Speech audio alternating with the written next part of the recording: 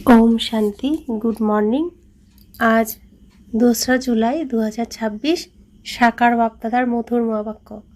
बापदादा बोलছেন, মিঠে মিঠে बच्चे, তোমরা বিকারকে দান করে দিলে তোমাদের উপর থেকে রাহুর গ্রহণ সরে যাবে। বিকার দান করো আর গ্রহণ থেকে মুক্ত হও। আজকের মূল্যের প্রশ্ন, বৃক্ষপতি বাবা তার বাচ্চাদের ভারতবর্ষের উপর বৃহস্পতির দশা বসানোর জন্য কোন স্মৃতি স্মরণ করিয়ে দেন? উত্তর, হে ভারতবাসী বাচ্চারা, তোমাদের আদি সনাতন দেবী দেবতা ধর্ম অতি শ্রেষ্ঠ ছিল। তোমরা 16 কলা সম্পূর্ণ, সর্বগুণ সম্পন্ন ছিলে। তোমরা সাগরের সন্তান, কামচিতায় বসে কালো হয়ে গেছো। তোমাদের উপর গ্রহণ লেগেছে। এখন আমি পুনরায় তোমাদের সুন্দর করে তুলতে এসেছি। এই স্মৃতির দ্বারাই বৃহস্পতির দশা বসবে।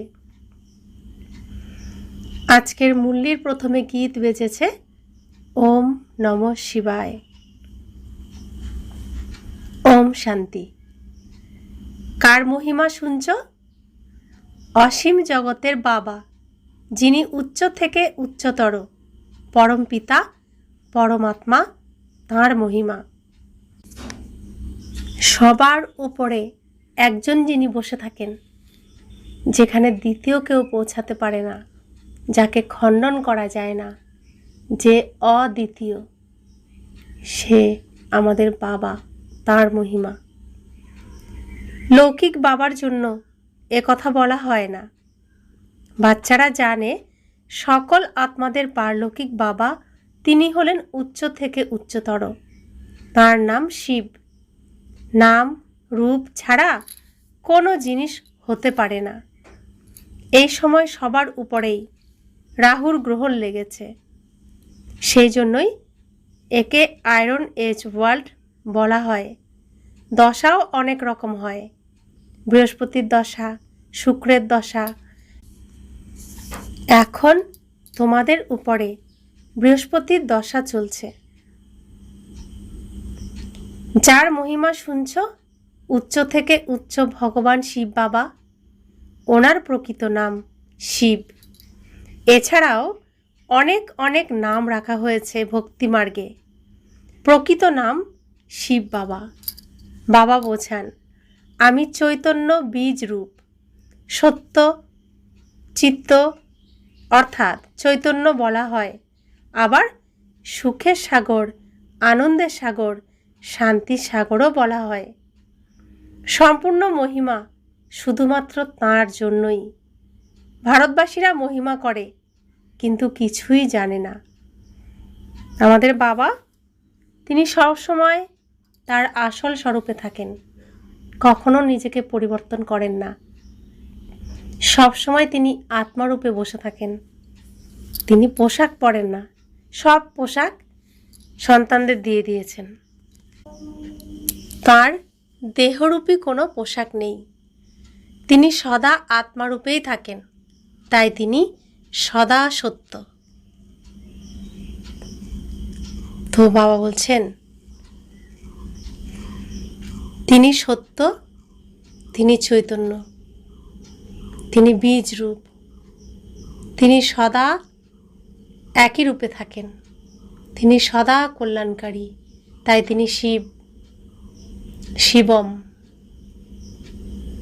আর তিনি কখনোই অপবিত্র হন না, অর্থাৎ দেহ তার নেই, তাই দেহের ময়লাও তার কখনো লাগে না। তিনি সবসময় আত্মারূপে সবার উপরে থাকেন, তাকে কোনো নোংরা স্পর্শ করতে পারে না। বাবা মানেই সুন্দর, বাবা মানেই শান্তি, বাবা মানেই আনন্দ, বাবা মানেই প্রেম, বাবা মানেই পবিত্র, বাবা মানেই সুখ, বাবা মানেই শক্তি, বাবা মানেই জ্ঞান। তো তার এই সম্পদ আছে।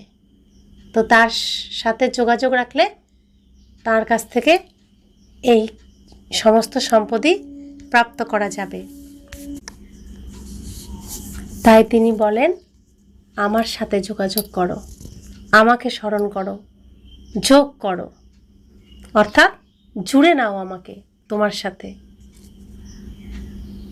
তো আমার বাবা এত সুন্দর, এত ভালো, এত প্রিয়, সেজন্য বাবাকেই স্মরণ করি, কিন্তু জানি না কিছুই।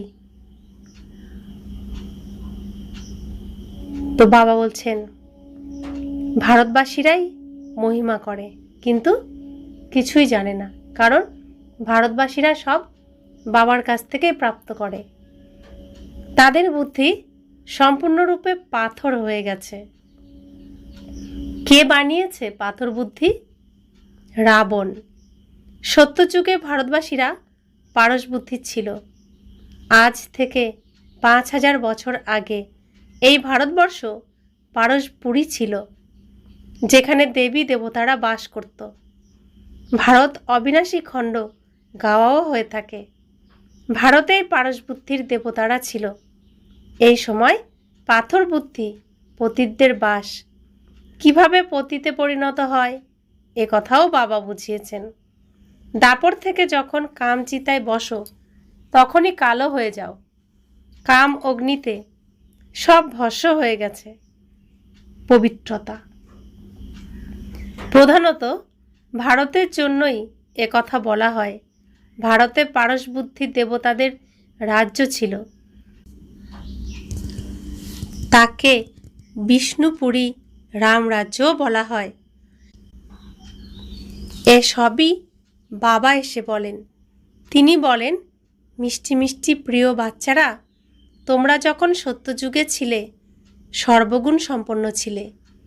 এই ছিল তোমাদের মহিমা। ওখানে বিকার নেই।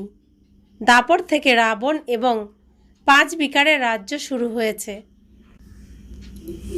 রাম রাজ্য পরিবর্তন হয়ে রাবণ রাজ্যে পরিণত হয়। এখন গ্রহণ লেগেছে। ভারত সম্পূর্ণরূপে কালো হয়ে গেছে। বৃহস্পতির দশা সর্বশ্রেষ্ঠ। ভারতে বৃহস্পতির দশা ছিল সত্যযুগে। তারপর ত্রেতায় শুক্রের দশা শুরু হলে 2 কলা কমে যায়। সেই যুগকে বলা হয় সিলভার এজ। তারপর দাপর এবং কলিযুগ আসে। সিঁড়ি দিয়ে নেমে আসতেই শনির দশা শুরু হয়েছিল। এই সময় সবার উপরেই রাহুর দশা চলছে। সূর্যগ্রহণ লাগলে বলা হয় দান দিলে গ্রহণ ছেড়ে যাবে। এখন অসীম জগতের বাবা বাচ্চাদের বোঝাচ্ছেন, এ হলো আত্মিক জ্ঞান। এটা কোনো শাস্ত্রের জ্ঞান নয়। শাস্ত্রের জ্ঞানকে ভক্তিমার্গ বলা হয়। সত্যযুগ ত্রেতায় ভক্তি হয় না, জ্ঞান আর ভক্তি। তারপর আসে বৈরাগ্য, অর্থাৎ এই পুরানো দুনিয়াকে ত্যাগ করতে হয়। এখন হলো শূদ্রবর্ণ। ওরা বিরাট রূপে চিত্র নির্মাণ করে। শান্তি। ব্রাহ্মণ, দেবতা, ক্ষত্রিয়, বৈশ্য, শূদ্র দেখিয়ে থাকে। এ হলো ভারতেরই কাহিনী। বিরাট রূপ তৈরি করে, কিন্তু পাথর বুদ্ধি হওয়ার কারণে কিছুই জানে না। কেন হয় পাথর বুদ্ধি? কেননা পতিত হয়ে যায়। ভারতবাসীরাই পারস বুদ্ধির ছিল, সম্পূর্ণ নির্বিকারী ছিল। আজ থেকে 5000 বছর আগে ভারত স্বর্গ ছিল। তখন অন্য কোনো খণ্ড ছিল না। বাবা সব বুঝিয়ে বলেন। রাজযোগকে শেখান শিবাচার্য। তিনি হলেন জ্ঞানের সাগর। কোনো মানুষকে জ্ঞানের সাগর সবার পতিত পাবন বলা যেতে পারে না। সকলের লিবারেটর হলেন একমাত্র বাবা। বাবা স্বয়ং আসেন দুঃখের মধ্যে থেকে, রাবণ থেকে মুক্ত করতে। তারপর স্বয়ং গাইড হয়ে নিয়ে যান। তো সবাই রাবণের রাজ্যে, রাবণের জেলখানায় খুবই দুঃখী। আর বাবা আসেন এই রাবণের জেলখানার থেকে তার বাচ্চাদের মুক্ত করতে।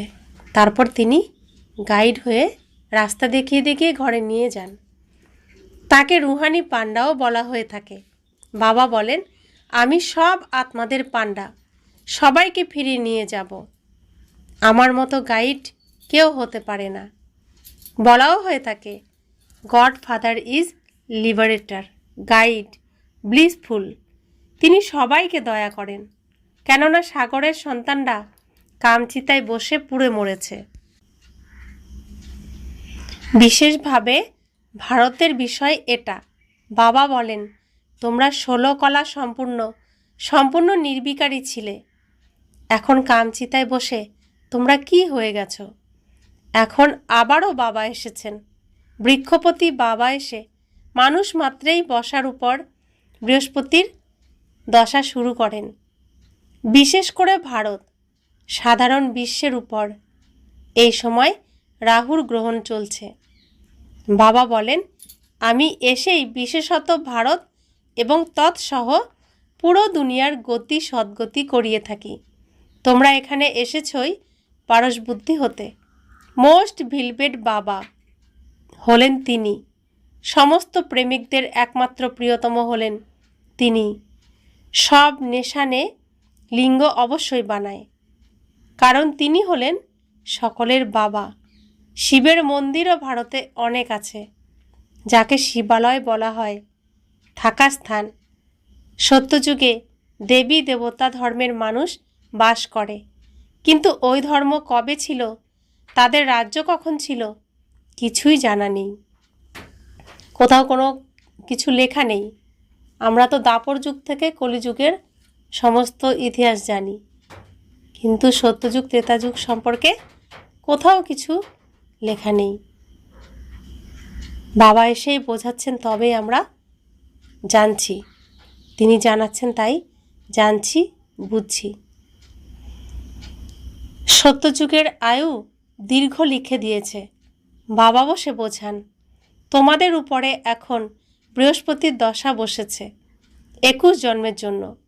বৃক্ষপতি হলেন জ্ঞানের সাগর, পতিত পাবন, যাকে সবাই আহ্বান করে থাকে। তুমি মাতা, তুমি পিতা, আমরা তোমার সন্তান, সবাই তাঁর মহিমা করে থাকে।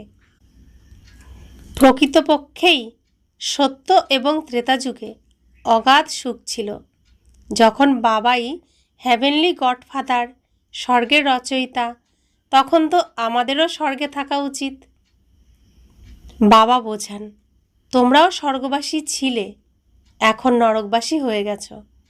তো বাবা আমাদেরকে স্বর্গে বসবাস করার উপযুক্ত বানাচ্ছেন, আর স্বর্গের উপযুক্ত বানিয়ে স্বর্গই আমাদেরকে দিয়েছেন। আর আমরা সেই স্বর্গ থেকে চলে গেছি রাবণ রাজ্যে, আর সব হারিয়ে ফেলেছি স্বর্গের সুখ।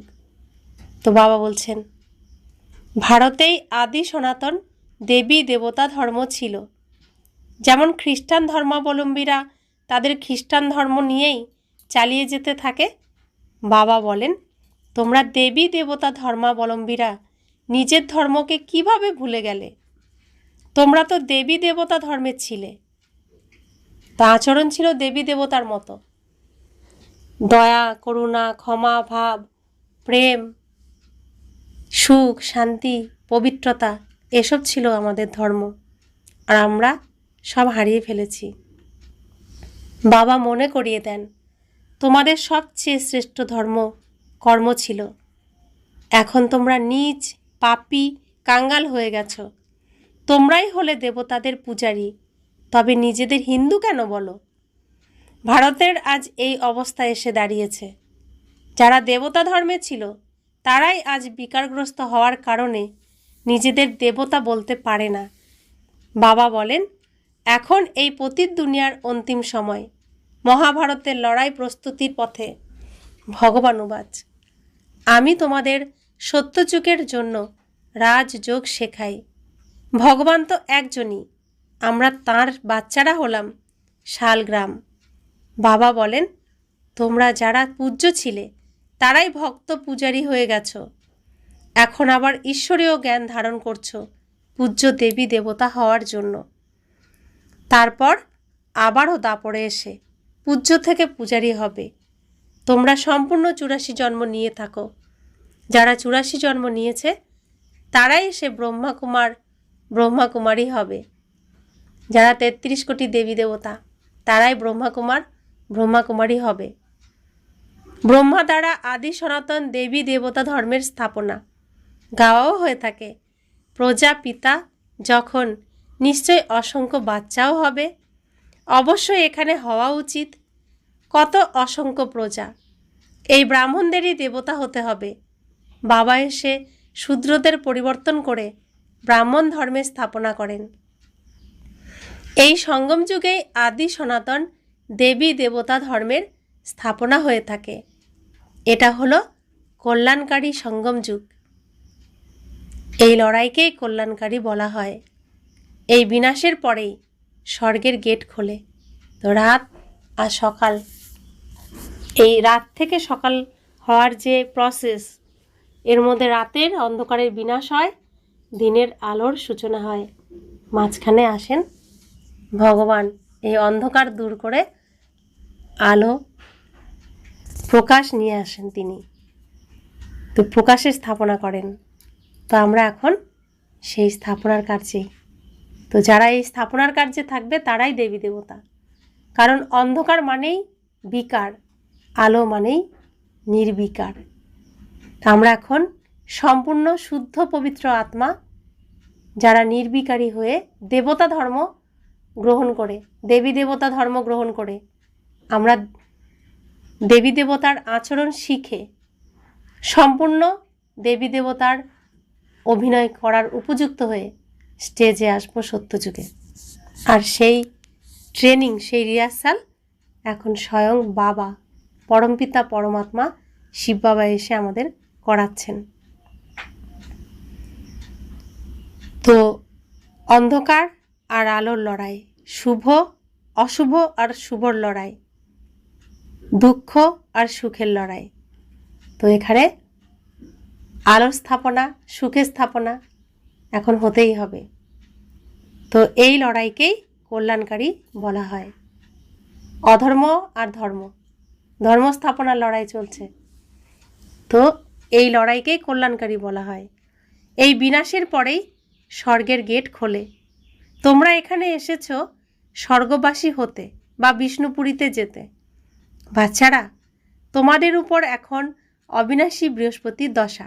যারাই এই পরমপিতা পরমাত্মা শিব বাবার ছত্রছায়ায় আসবে, প্রজাপিতা ব্রহ্মাকুমারী ঈশ্বরীয় বিশ্ববিদ্যালয়ে যারা আসবে, তারা প্রত্যেকেই শিব বাবার ছত্রছায়ায় থাকবে। তো বৃক্ষপতি হলেন শিব বাবা। তো যেই এখানে আসবে তার উপর বৃহস্পতির দশা থাকবে, তার ছত্রছায়া। তো বৃহস্পতির দশা হবে। আর যে এই ছত্রছায়ার বাইরে থাকবে তার থাকবে রাহুর দশা। একে 16 কলা সম্পূর্ণ বলা হয়। তারপর যখন 2 কলা কমে যায় তখন শুক্রের দশা শুরু হয়। সত্যযুগে বৃহস্পতির দশা থাকে, তারপর ত্রেতায় শুক্রের দশা শুরু হয়। তারপর নিচে নামতে নামতে যেমন অধপতন হয়, শুরু হয় মঙ্গলের, শনির, রাহুর দশা। জন্ম জন্মান্তর ধরে অশুভ দশার ঘূর্ণন অব্যাহত রয়েছে। এখন বাবা দ্বারা বৃহস্পতির দশা শুরু হয়েছে। ইনি হলেন অসীম জগতের পিতা, জ্ঞানের সাগর, পতিত পাবন। উনি তোমাদের বাবা, শিক্ষক এবং সদ্গুরু। বাকি সব কিছু মিথ্যে, কেউ সদ্গতি দিতে পারে না। তো সত্য চৈতন্য হলেন আমাদের শিব বাবা, যিনি সদা সত্য, যার কখনো রূপ পরিবর্তন হয় না, যার বিনাশ নেই। তিনি আমাদের পিতা, এখন আমাদেরকে পিতা রূপে পালনা করছেন, শিক্ষক রূপে শিক্ষা দিচ্ছেন, সদ্গুরু হয়ে ঘরে ফেরার আর বৈকুণ্ঠে যাওয়ার, স্বর্গে যাওয়ার তিনি রাস্তা বলে দিচ্ছেন। তো তিনি সত্য। আর বাকি সব যত দেহধারী আছে, সে যে যতই পজিশানে থাকুক না কেন, সব দেহগুলো কি হবে? বিনাশ হবে। অর্থাৎ বাবা ছাড়া আর বাকি সবই মিথ্যা। একে বলে বিকারগ্রস্ত দুনিয়া। সত্যযুগ বিকারহীন দুনিয়া। এই বিকারগ্রস্ত দুনিয়াতে সবাই দুঃখী। লড়াই, মারামারি ইত্যাদি কত কি হয়েই চলেছে। একে বলে বিনা কারণে রক্তপ্রপাত। কোনো কারণ ছাড়াই কি না কি করে চলেছে। একটা বোমা নিক্ষেপ করলেই সব শেষ হয়ে যাবে। এখন সেই সময়, সঙ্গম যুগ। তোমরা দেবতাদের জন্য নতুন দুনিয়ার প্রয়োজন। তো আমরা যখন আসুরিক আচরণ ত্যাগ করে দৈবী গুণ, দেবী দেবতার আচরণ গ্রহণ করব, তাহলে আমাদের জন্য থাকার স্থানও তো তেমন চাই, যাতে আমরা দেবী দেবতার রূপে সেখানে পবিত্র সুন্দর জায়গায় থাকতে পারি। সেজন্য বাবা বলছেন তোমাদের জন্য পবিত্র নতুন দুনিয়া প্রয়োজন। এখন তো অপবিত্র নোংরা দুনিয়া, পতিতদের দুনিয়া। তো তোমাদের জন্য, তোমরা যেহেতু পবিত্র হচ্ছ, তো তোমাদের জন্য পবিত্র দুনিয়াও প্রয়োজন। তো তিনি পবিত্র দুনিয়া বানাতে এসেছেন। সুতরাং বাবা বলেন, মিষ্টি মিষ্টি বাচ্চারা, মন মনা ভব, মনে মনে এসব কথাগুলোকে ভাবো, আমার কথা ভাবো, অর্থাৎ শিব বাবার কথা ভাবো। এই কথা কোন বাবা বললেন? এই কথাগুলো কোন বাবা বললেন? শিব বাবা। আমাদেরকে এই সব কথা কে শোনাচ্ছেন? শিব বাবা। তিনি হলেন নিরাকার। নিরাকার তো তোমরাও, কিন্তু তোমাদের পুনর্জন্মে আসতে হয়, আমাকে আসতে হয় না। বাবা পুনর্জন্মে আসেন না, তিনিও আত্মা, আমরাও তার সন্তান আত্মা। তা আমরা পুনর্জন্মে আসি, অর্থাৎ শরীর আমাদের আছে, একটা ছেড়ে আরেকটা, কত জামা দিয়েছে, একটা জামা ছেড়ে আরেকটা জামা পরি। শরীর তো আমাদের জামা, পোশাক, এক পোশাক ছেড়ে আরেক পোশাক পরি। তো বাবা আমাদের জন্য অনেক পোশাক রেখেছে, কিন্তু বাবা নিজে পোশাক পরেন না, সব বাচ্চাদেরকে দিয়ে দিয়েছেন। তো সেজন্য তিনি পোশাকও পরেন না, অর্থাৎ পুনর্জন্ম তার হয় না। এই সময় সবাই পতিত, একজনও পবিত্র নয়। পতিত হতেই হবে, শত রজ তমর মধ্য দিয়ে নামতে হবে।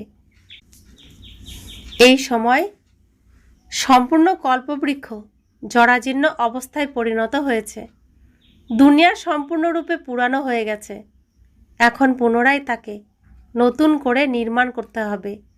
পতিত দুনিয়াতে দেখো কত মানুষ, পবিত্র দুনিয়াতে অল্প সংখ্যক রাজত্ব করবে। সেখানে একটাই ধর্ম, অন্য কোনো ধর্ম ছিল না। ভারতকেই হেভেন বলা হয়। গাওয়াও হয়ে থাকে প্রত্যেকের মধ্যে একটিই সূর্য, একটিই চাঁদ, পুরো দুনিয়া থাকে প্রত্যেক শরীরের মধ্যে, সব কিছুই থাকে। তাই গায়ন আছে, প্রচলিত আছে। তো বাবা বলছেন এই দুনিয়া সম্পূর্ণ এখন পুরানো হয়ে গেছে, সেজন্য তোমাদের জন্য নতুন দুনিয়া নির্মাণ করতে হবে। তো সত্যযুগে থাকে শুধুমাত্র 9,16,108 জন। শুরুতে সত্যযুগে শুরু হয় 9,16,108 জন মানুষ, অর্থাৎ দেবী দেবতা আসে। তারপরে সত্যযুগে টোটাল লাস্ট পর্যন্ত 1250 বছরে 2 কোটি আত্মা আসে। ত্রেতাযুগ শুরু হয় 2 কোটি দিয়ে, 2 কোটি আত্মা। ত্রেতার শেষে হয় 33 কোটি। দাপর যুগ শুরু হয় 33 কোটি আত্মা দিয়ে। তারপরে তো আর হিসেব নেই, অগুন্তি। কলিযুগে তো 900 কোটির কাছে প্রায় চলে এসেছে। তো কত আত্মা এসেছে, তাহলে প্রথমে কত অল্প, তাই না? তো বাবা বলছেন সেখানে জনসংখ্যাও অল্প ছিল, ধর্মও একটাই ছিল, দেবী দেবতা ধর্ম।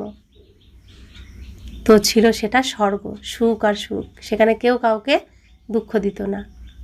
তাই বলা হয় ভারতকে হেভেন বলা হয়। সত্যযুগে 9 লক্ষ থাকবে, পরে ধীরে ধীরে সংখ্যা বৃদ্ধি পাবে। প্রথমে ছোট্ট ফুল গাছ হয়, কাঁটার বন জঙ্গল কত বড় হয়। দিল্লিতে মুঘল গার্ডেন দেখো কত সুন্দর, এর থেকে বড় গার্ডেন নেই। ফরেস্ট অনেক বড় হয়। সত্যযুগের গার্ডেনও খুব ছোট, তারপর বৃদ্ধি পেতে পেতে বড় হতে থাকে। এখন তো কাঁটার জঙ্গল হয়ে গেছে। রাবণ এলেই কাঁটার জঙ্গলে পরিণত হয়, এখন হলো কাঁটার জঙ্গল। নিজেদের মধ্যে লড়াই করে, একে অপরকে মারতে থাকে। তাদের এত রাগ যে তাদের বানরের থেকেও নিকৃষ্ট বলে অভিহিত করা হয়। সুতরাং বাবা বলেন, আমার প্রিয় বাচ্চারা, তোমাদের উপরে এখন বৃক্ষপতির দশা। এখন দান দিলে গ্রহণ ছেড়ে যাবে। এই 5 বিকারের দান দিয়ে দিলে তোমাদের গ্রহণ ছেড়ে যাবে। সম্পূর্ণ নির্বিকারী এখানেই হতে হবে। তারপর এই শরীর ত্যাগ করে শিবালয়ে যাবে। তো বিকার মানেই রাবণের কালো নোংরা, যা আমাদেরকে শ্যামবর্ণ করে দিয়েছে, কালো বানিয়ে দিয়েছে। তো এই বিকারকে ত্যাগ করলে আমরা কি হয়ে যাব? আবার গৌরবর্ণ হয়ে যাব, সুন্দর হয়ে যাব, নির্বিকারী হয়ে যাব। তো আমরা সুন্দর হয়ে যাব সুন্দর রাজ্যে, সত্যযুগে। আর নোংরা হয়েছিলাম, কালো হয়েছিলাম কলিযুগে। নামই কলিযুগ, কালোদের যুগ, বিকারীদের যুগ। তো কলিযুগের থেকে আমরা সত্যযুগে যাব। তো কালোর থেকে আমরা ফর্সা হব, শ্যাম থেকে আমরা সুন্দর হব। তো শ্যাম থেকে সুন্দর বানানোর জন্য বাবা এসেছেন। আমরা তার সন্তান, পুরো কালো ভূত। বাবা আমাদেরকে চিনতেও পারছিলেন না, অতি কষ্টে চিনে খুঁজে বের করেছেন। এখন আমাদের ধরে ধরে পরিষ্কার করছেন, স্নান করিয়ে দিচ্ছেন ডেলি, প্রত্যেক দিন। আবার চান করিয়ে খাইয়ে দিচ্ছেন। ছোট বাচ্চাকে যেভাবে যত্ন করেন, বাবা আমাদেরকেও ঠিক সেভাবেই যত্ন করছেন। কারণ আমাদের সদ্য সদ্য জন্ম হয়েছে, আমরা এখন আত্মা, আমাদের এখন দেহ নেই। বুদ্ধির দ্বারা আমরা এই দেহকে বাবার কাছে দিয়ে দিয়েছি। ব্রহ্মা মা আমার এই নোংরা কালো দেহটাকে এখন পরিষ্কার করছেন। পরিষ্কার করে আমার জন্য সুন্দর আবার পোশাক বানাচ্ছেন, দেহরূপী পোশাক বানাচ্ছেন। তো আমি স্নান করে পরিষ্কার পরিচ্ছন্ন হয়ে গেলে, খেয়ে দিয়ে রেডি হলে, তো ব্রহ্মা মা আমাদেরকে ওই সুন্দর জামাটা পরিয়ে দেবেন। তারপরে সুন্দর জামা পরে, মানে সুন্দর দেহরূপী পোশাক পরে আমরা আবার সত্যযুগে স্টেজে আসবো। অর্থাৎ দিনের বেলা ঘর থেকে বেরোবো সেজে গোজে। তো এই সময় কি করতে হবে? এই সময় কি সুন্দর পোশাক পরতে হবে, নাকি সাধারণ পোশাক পরতে হবে? এখন যদি সুন্দর রাতের বেলা সুন্দর পোশাক পরে ফেলি, বা ভোরবেলা সুন্দর পোশাক পরে ঘরে ঘোরাঘুরি করি বা থাকি, তো সেই পোশাকটা তো নোংরা হয়ে যাবে। তাহলে দিনের বেলা তো পরতে পারবো না। তাহলে এই সময় সব রাখতে হবে কার কাছে? বাবার কাছে। নিজে স্নান করে পরিষ্কার পরিচ্ছন্ন হয়ে দিনের বেলা সুন্দর পোশাক পরতে হবে। সেই জন্য বাবা বলছেন, তন মন ধন সম্বন্ধ সম্পর্ক তোমার দেহ সহিত সমস্ত কিছুকে সাহা করো এই যজ্ঞে। অর্থাৎ শিব বাবার কাছে সব জমা দাও। তুমি এখন সাধারণ পোশাক পরো, নিজেকে পরিষ্কার পরিচ্ছন্ন করো। তো সম্পূর্ণ পরিষ্কার পরিচ্ছন্ন হয়ে সম্পূর্ণ দেবী রূপ বা দেবতা রূপ তুমি সেজে গুজে তারপরে পোশাক পরে তুমি এসো তোমার ঘরে। এই প্রসেসই চলছে এখন। তো বাবা বলছেন, সম্পূর্ণ নির্বিকারী এখানেই হতে হবে, সম্পূর্ণ নোংরা এখানেই পরিষ্কার করতে হবে। তারপর এই শরীর ত্যাগ করে শিবালয়ে যাবে। শিবালয়ে অতীব সুখ, সেখানে দেবী দেবতাদের রাজ্য। সত্যযুগকেই বলা হয় শিবালয়, কলিযুগকে বলা হয় বেশ্যালয়, অর্থাৎ বিষের আলয়। এই বেশ্যালয় রাবণ দ্বারা স্থাপনা হয়েছে। তো এখন পুরো বিষ, সবার মধ্যে বিষ, বিষের সাগর। এখন সবাই হাবুডুবু খাচ্ছে বিষের সাগরে, আর একে অপরকে বিষই দিচ্ছে। তো বাবা বলছেন, এখন বাবা বলছেন, পতিত থেকে পবিত্র হতে হবে। কিভাবে হবে? ত্রিবেণীতে গঙ্গায় স্নান করলেই কি পবিত্র হতে পারবে? কুম্ভ মেলায় যায় স্নান করতে, ত্রিবেণী সঙ্গমে, তো সেখানে স্নান করলেই কি পবিত্র হতে পারবে? বাবা জিজ্ঞেস করছেন। স্নান তো কত করেছে, কতজন পবিত্র কি হয়েছে? এটা তো জন্ম জন্মান্তর ধরে করে এসেছ। কোটি কোটি মানুষ ওখানে স্নান করে, অসংখ্য নদী পুকুর ইত্যাদি আছে, যেখানেই জল দেখে গিয়ে স্নান করে, কেননা নিজেকে পতিত মনে করে। এখন পারশনাথ তোমাদের পারশবুদ্ধি করে তুলছেন। তো ওই পুকুরে স্নান করলে বা নদীতে স্নান করলে বা সাগরে স্নান করলে পরিষ্কার তো শরীর হচ্ছে। নোংরা লেগেছে কোথায়? আত্মাতে। শরীরে কোনো নোংরা লাগেনি। আত্মার নোংরা অনেক, আত্মার ময়লা অনেক, কাম, ক্রোধ, লোভ, মোহ, অহংকার, হতাশা, দুশ্চিন্তা, অনিদ্রা, রোগ, শোক, অভাব, অনটন, ঈর্ষা, হিংসা, নিন্দা, অপমান, ঋণ, অসুখ বিসুখ, সমস্ত কিছুই তো নোংরা। আর এই নোংরা সবাই মেখে একদম কালো হয়ে রয়েছে। তো আত্মার মধ্যে এসব নোংরা। তাহলে নদীর জলে স্নান করলে আত্মা কি পরিষ্কার হবে? আত্মাকে পরিষ্কার করতে হলে বাবার জ্ঞান গঙ্গায় স্নান করতে হবে। তো তিনি এসছেন পারশনাথ, তিনি আমাদের পারস বুদ্ধি করে তুলছেন। সুতরাং এমন পারশনাথ বাবাকে কত ভালোবাসার সাথে স্মরণ করা উচিত।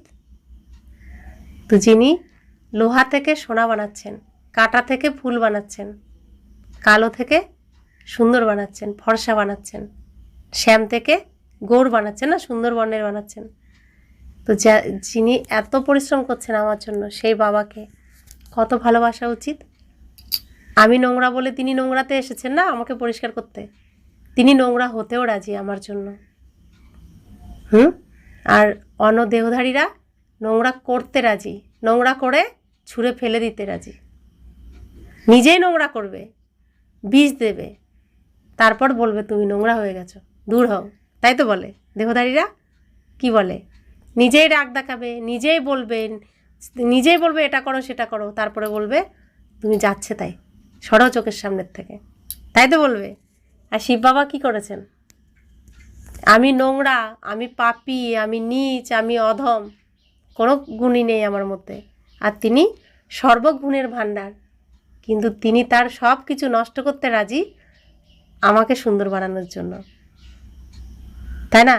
তিনি আমার সমস্ত নোংরা, সমস্ত পাপ, সমস্ত কিছু নিয়েই আমাকে ভালোবেসেছেন। আর সমস্ত নোংরাকে তিনি ধীরে ধীরে ধীরে ধীরে তার গুণে পরিষ্কার করে আপন করে নিচ্ছেন, তার মনের মতো করে নিচ্ছেন, গড়ে তুলছেন।